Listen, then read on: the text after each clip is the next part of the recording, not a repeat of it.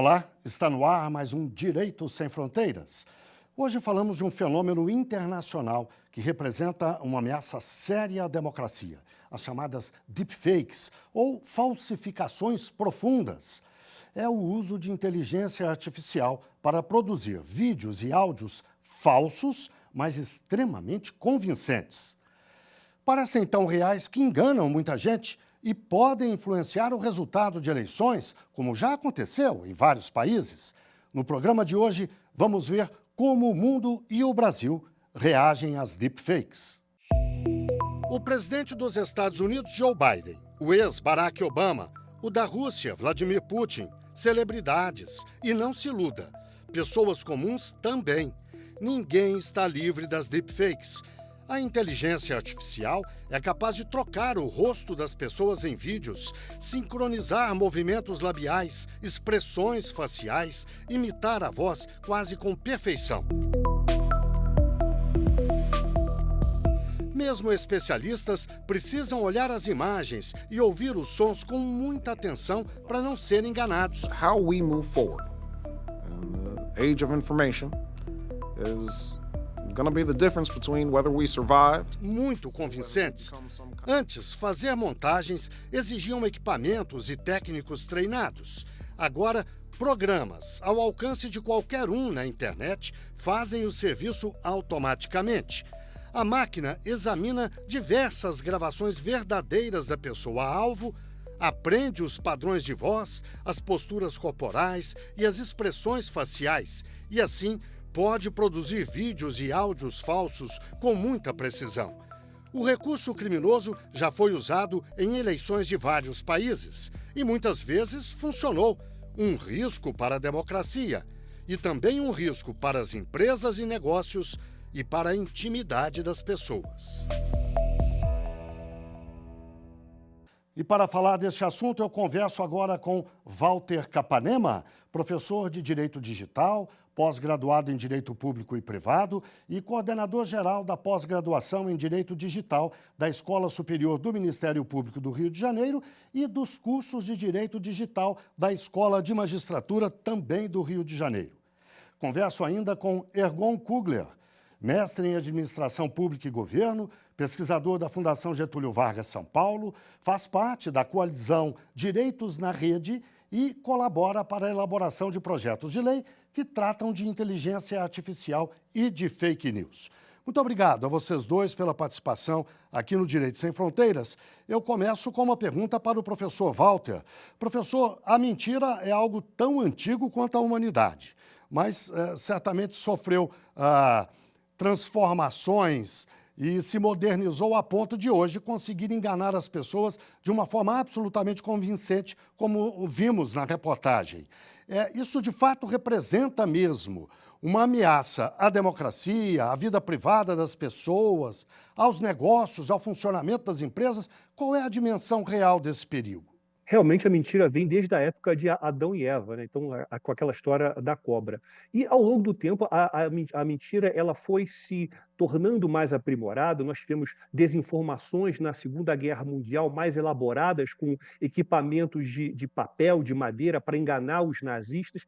E no nosso atual estado da técnica, do mundo que nós estamos vivendo, o mundo de inteligência artificial, essa mentira ela consegue ficar mais palpável, mais convincente por meio de vídeos e de áudios que simulam com uma precisão espantosa conversas, pessoas, trejeitos, fatos, e quando a gente pensa num mundo cada vez mais preocupado com informação, um mundo cada vez mais dependente dessas informações digitais, nós vemos que os impactos são muito grandes, porque se podem ter, por exemplo, deepfakes que podem convencer pessoas a comprar produtos falsos, deepfakes que convençam as pessoas a ceder o seu dinheiro em estelionatos e extorsões, e especialmente no ano que nós estamos vivendo, no ano eleitoral, nós podemos ter deepfakes que vão, digamos assim, influenciar a vontade do eleitor na hora de votar. Então, o eleitor, ao se informar na internet, que a internet hoje em dia é a grande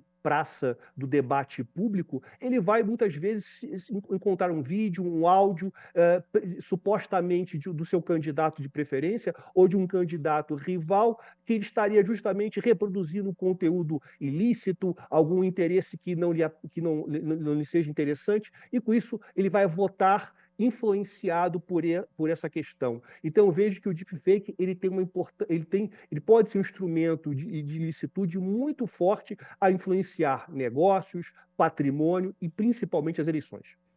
Professor Ergon, nesta semana que passou, todos nós, acredito, tenhamos lido uma reportagem sobre um grande golpe aplicado sobre um banco sediado em Hong Kong. Um golpista se passou por alguém do próprio banco à distância e durante uma reunião online ele conseguiu convencer alguns funcionários a transferirem mais de 200 milhões de dólares, se não me engano, do banco para a conta do golpista. Quer dizer, é inacreditável que esse pessoal do banco não tivesse conhecimento de que existem essas coisas, no entanto, caíram no golpe. Ninguém está a salvo, de fato, professor? Tem um ponto aqui muito central para a gente refletir, que é o como as tecnologias elas avançam cada vez mais. Então é um desafio crescente. O professor agora estava dizendo, né, como a mentira não vem de hoje. A gente tem registros, inclusive, que são desde o Império Bizantino, onde a desinformação ela era usada para poder manipular. Só que a tecnologia ela adiciona uma camada de sofisticação. O que significa isso? Antes, se era a mentira de 1 para 1, agora a gente tem um fenômeno em larga escala. E é por isso que a desinformação ela tem sido vista cada vez mais não como algo isolado, não como algo inocente, mas como um fenômeno social. Só que tem um ponto muito importante aqui para a gente poder pensar, nesse caso, por exemplo, né, de um golpe, de uma fraude sendo feita a partir do uso de uma tecnologia, é que a culpa, a responsabilidade não está na tecnologia em si, mas no mau uso dessa tecnologia. Até porque, por exemplo, a inteligência artificial ela pode ser usada para uma série de coisas positivas para a sociedade. Técnicas para a descoberta de câncer, por exemplo, têm sido utilizadas integrando, né, práticas de inteligência artificial e muitas outras centenas e milhares de práticas. Então, o que a gente precisa sempre pensar nos desafios, falando de regulação, falando de legislação, é como que a gente mitiga o aspecto do mau uso dessas tecnologias. Senão, chega a semana que vem, nasce uma nova tecnologia, a gente regulou a anterior e essa nova precisa criar uma nova regulação. Acho importantíssimo a gente falar da regulação e esse assunto certamente nós vamos abordar daqui a pouquinho, mas agora eu gostaria de entender melhor o fenômeno, professor Walter. Isso hoje está acessível a qualquer um que esteja mal intencionado na internet e existem programas mais ou menos sofisticados. Explica um pouco para a gente como é que funciona isso e qual é o grau de preocupação que as pessoas devem ter com o assunto. Essa expressão deepfake, ela surge por causa de um usuário de uma rede social que ele tinha um nickname, um apelido Deepfakes. E o que ele fazia? Ele criava vídeos falsos, vídeos pornográficos de atrizes de Hollywood nesse contexto pornográfico. Então, ganhou-se o mundo a partir daí. Ele utilizava justamente ferramentas de inteligência artificial que costumam ser disponibilizadas para o público. Mas acontece que grande parte dessas ferramentas que são disponibilizadas para o público, elas têm algumas travas, alguns limites éticos. Por exemplo, não reproduziriam nudez, não reproduziriam conteúdo envolvendo violência, abuso sexual infanto-juvenil. Mas acontece que muitas vezes esses especialistas eles acabam justamente ao ter acesso ao conteúdo desse material, eles removem essas travas de segurança e com isso acabam tendo um uso maior. E esse fenômeno que começou, talvez o marco zero seja esse usuário de deepfakes, ele percorre o mundo e talvez ele chegou aqui no Brasil, talvez aqui especificamente a gente pode apontar um caso recente em que alunas de um determinado colégio do Rio de Janeiro foram vítimas de deepfakes que foram criados por seus colegas. Então isso mostra, eu acho bem paradigmático esse caso, porque foram deepfakes criadas por adolescentes. Então, isso mostra que esse fenômeno, né, que essas ferramentas estão acessíveis a todos e que podem ser de controle de até adolescentes que não têm uma grande expertise de tecnologia. Quando a gente analisa isso de um aspecto macro, a gente percebe que as ferramentas de deepfake podem ser usadas por todos e para finalidades inimagináveis, para qualquer tipo de dano, para qualquer tipo de situação, tirar dinheiro, atentar contra direitos da personalidade, especialmente intimidade e privacidade, causar prejuízos reputacionais, e especialmente nesse ano de eleição, eu vejo que a gente vai ter talvez aí um grande espaço para se pensar e para se buscar meios de reprimir o mau uso do deepfake. Professor Argon, e perceber que trata-se de uma deepfake, ou pelo menos desconfiar, exige um grande conhecimento? O cidadão comum consegue, se prestar atenção, se estiver atento, consegue perceber? Olha, depende muito, infelizmente, porque a gente tem deepfakes que visivelmente você consegue perceber que é uma montagem. Inclusive, existem muitas deepfakes que são sátiras, né, que são peças ali de comédia, muitas vezes. Contudo, tem deepfakes que são muito bem elaboradas. Imagina aqueles vídeos em que a gente vê uma imagem meio tremida, meio ruim, que já naturalmente um vídeo verdadeiro seria difícil de ter minuciosidade para verificar se era verdadeiro. Um vídeo falso, nesse sentido, pode ser manipulado para poder induzir as pessoas. O que geralmente é usado para conseguir identificar esses casos mais complexos são duas abordagens, ou perícias técnicas refinadas para tal, ou próprios algoritmos das plataformas para identificar se existe alguma manipulação. Porque quando uma imagem é manipulada, ela deixa rastros na própria construção da imagem, do vídeo, do conteúdo, que às vezes são possíveis captar mediados ali por algoritmos. Então, eu lhe respondo de forma objetiva dizendo, infelizmente depende. Tem deepfakes que são fáceis de perceber, mas tem deepfakes que podem levar diversos danos. Só para dar um exemplo prático aqui, dialogar também, recentemente saiu uma notícia que golpistas estão usando chamada de vídeo no celular, com plataformas como o WhatsApp e outras mais, para ligar, para aplicar golpe. Então, eles colocam o rosto do filho de uma pessoa, liga para o pai, para familiar, para essa pessoa, e pede dinheiro emprestado. Aquele tradicional golpe que a gente estava vendo, que era só trocar foto de perfil ali do aplicativo, agora é mais sofisticado. Estão usando até o rosto da pessoa como se ela estivesse falando com você. Então, isso aqui traz uma série de complexidades que, às vezes, o usuário comum no dia a dia certamente vai ter alguma dificuldade ali de lidar e muitas das vezes ele não vai conseguir identificar que, de fato, aquilo é uma notícia, uma informação manipulada. Professor Argon, eu não sei se eu entendi muito bem, que há um monte de ferramentas à disposição de qualquer um para produzir deepfakes, não há dúvida. Mas existem ferramentas para que você identifique se aquele vídeo ou aquele áudio é uma deepfake? Existe?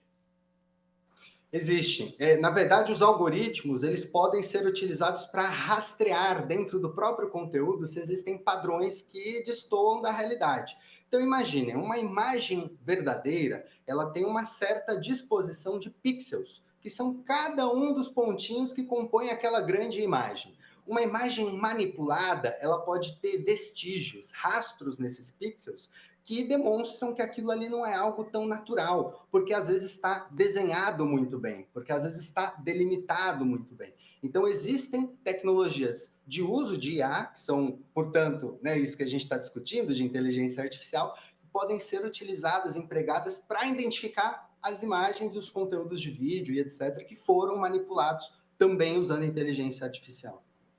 Professor Walter, prejuízos, como a gente já disse, para o cidadão comum, para as celebridades, para as empresas e seus negócios, mas principalmente prejuízo para a democracia. Uma ameaça real que se viu já em alguns países, que chegou a ser usada no Brasil na eleição de 2022. Então, eu pediria que a gente falasse, a partir de agora, um pouquinho sobre isso. Qual é o risco real, no caso do Brasil, que neste ano tem eleições municipais? Mas eu vou pedir que o senhor nos responda daqui a pouquinho, logo depois do intervalo. O Direito Sem Fronteiras, portanto, faz uma breve pausa e volta já já.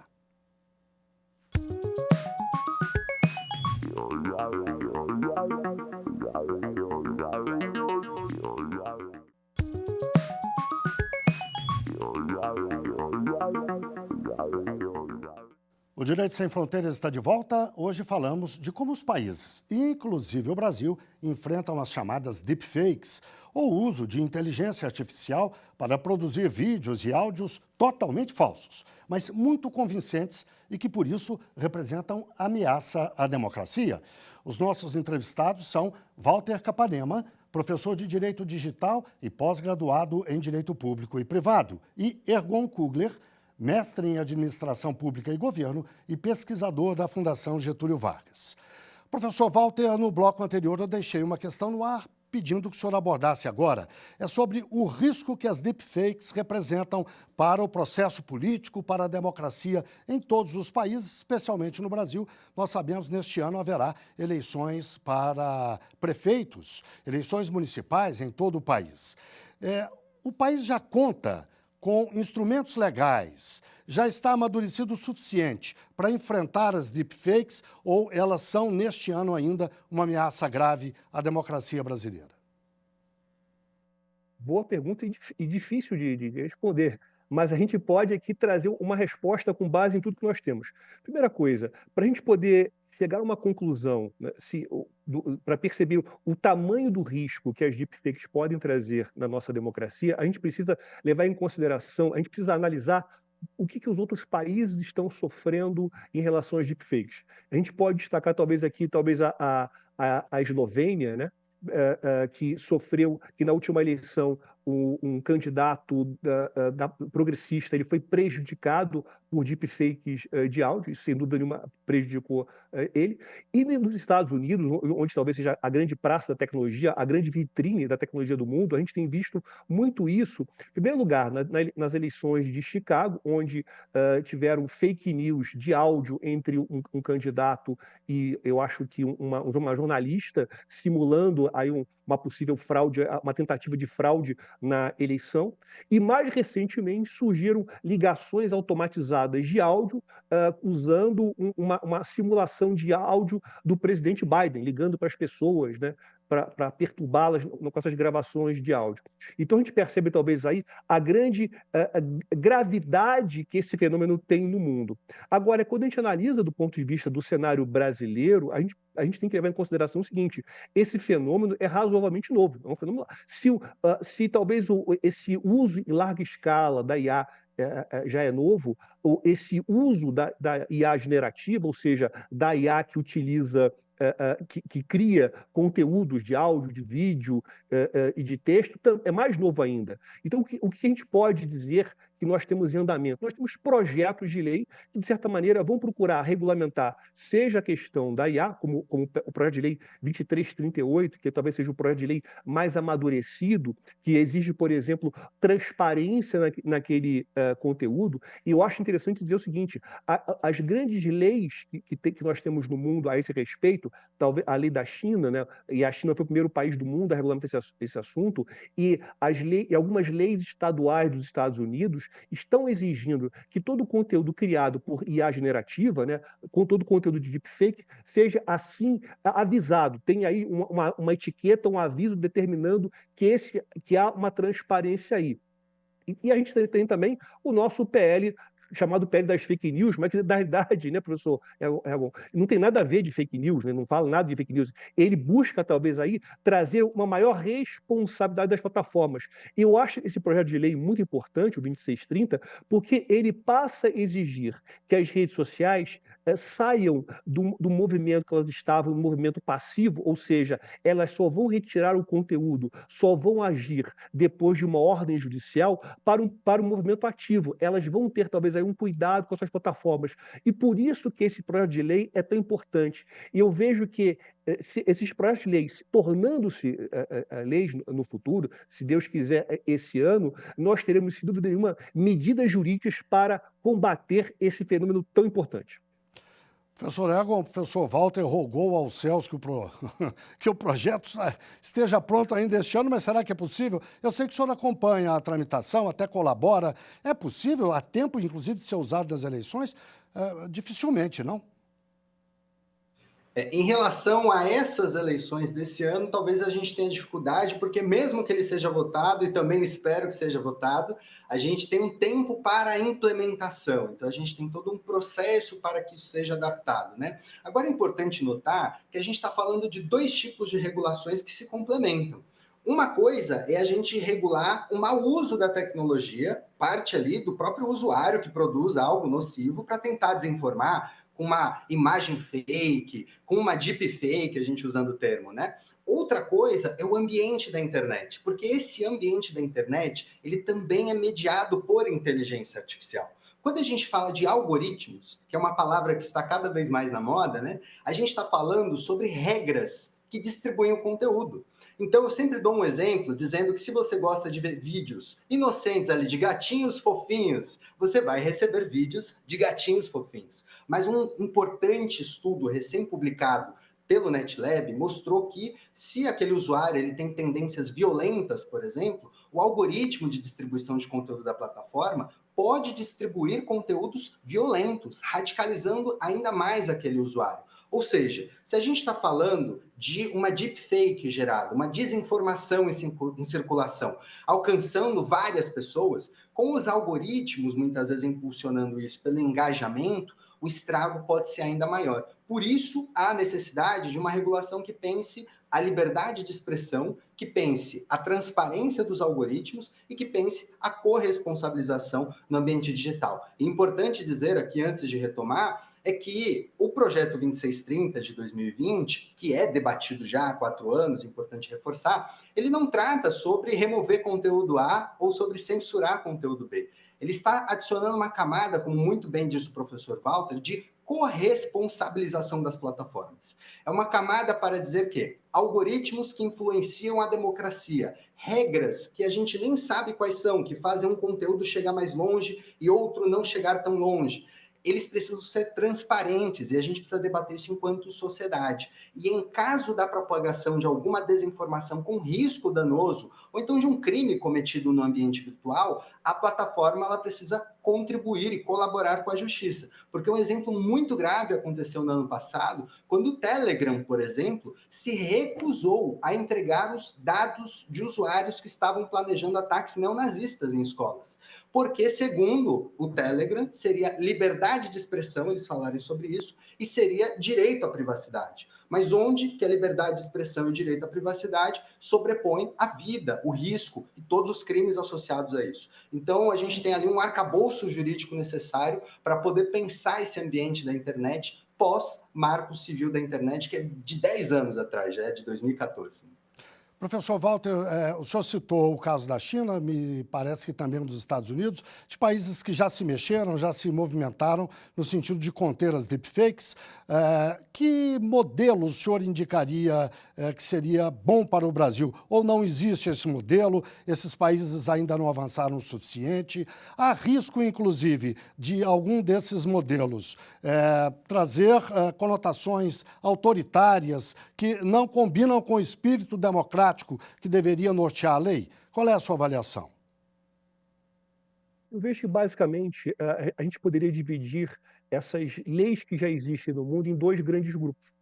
Leis que procuram sinalizar que aquele conteúdo foi criado por uma inteligência artificial generativa, portanto, ele é transparente no que é uma deepfake, e até a gente poderia ter deepfakes para usos lícitos, vide aquele famoso comercial de um automóvel com a cantora já falecida e a sua filha. E também um outro tipo de legislação que procura remover esse conteúdo quando danoso, talvez sejam os grandes modelos. E isso, talvez, que a gente pode colocar aqui a esse respeito. Eu vejo que é importante da gente estabelecer que quando a gente fala nesse assunto, a gente não tem, portanto, uma transparência a respeito dos algoritmos, como o professor fala muito bem. As empresas, muitas vezes, elas evocam segredo industrial, segredo comercial, mas o que a gente percebe é que a legislação, paulatinamente, começa a exigir mais explicações.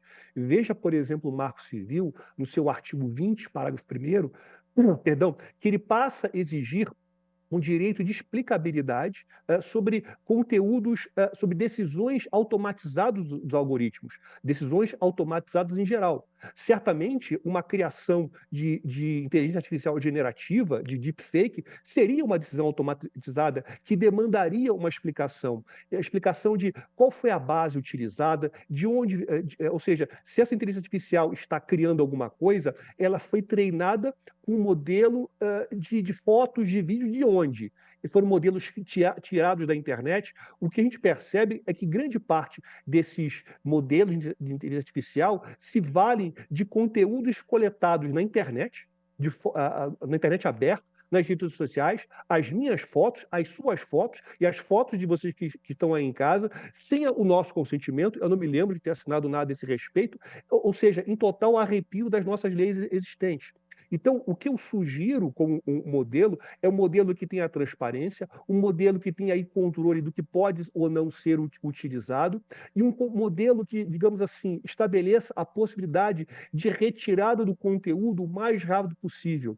Essa questão da retirada do conteúdo acaba sendo um dos grandes desafios. Primeiro, as grandes empresas, as big techs, elas têm uma grande resistência a retirar o conteúdo. Elas dizem que elas só vão retirar aquilo que elas acham que é necessário, aquilo que elas entendem que viola os seus termos de uso e suas políticas de privacidade. Não é bem assim. Elas estão submetidas à legislação brasileira e precisam retirar o conteúdo que afronta a legislação brasileira. Outra questão que eu também acho muito importante de colocar nesse sentido diz respeito justamente a essa necessidade de retirar num tempo que seja hábil. E mais ainda, quando a gente fala de retirada de um conteúdo da internet, a gente pode dizer que essa retirada é uma medida meramente paliativa, porque é impossível se garantir a efetividade de uma medida de retirada. Afinal de contas, esse conteúdo pode estar em vários lugares, os usuários podem ter copiado para o seu computador e depois trazer de volta. Ou seja, vai exigir por parte das empresas uma conduta que elas detestam, monitoramento constante. Bem, chegamos ao fim da nossa entrevista de hoje. Eu agradeço muito a participação de vocês dois, a participação de Walter Capanema, professor de Direito Digital, pós-graduado em Direito Público e Privado, coordenador-geral da pós-graduação em Direito Digital da Escola Superior do Ministério Público do Rio de Janeiro e dos cursos de Direito Digital da Escola de Magistratura, também do Rio. Agradeço ainda a Ergon Kugler, mestre em Administração Pública e Governo, pesquisador da Fundação Getúlio Vargas São Paulo e que faz parte da coalizão Direitos na Rede e colabora para a elaboração de projetos de lei que tratam de inteligência artificial e de fake news. Muito obrigado mais uma vez aos dois e, claro, obrigado a você que nos acompanhou. Não deixe de seguir a nossa programação no site da TV Justiça. Nós estamos no YouTube, no Instagram, no Twitter, no Spotify. É só digitar lá, @Rádio e TV Justiça, que você encontra o nosso conteúdo. Até o próximo programa.